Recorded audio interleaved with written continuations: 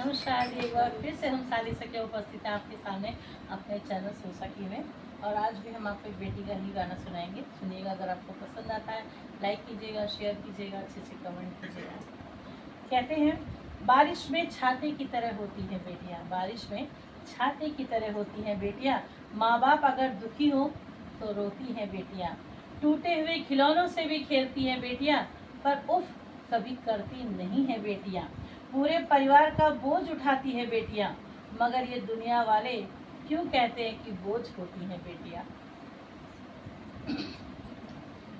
बेटी को तुम गर्भ में मारो, बहू कहाँ से लाओगे। बेटी को तुम गर्भ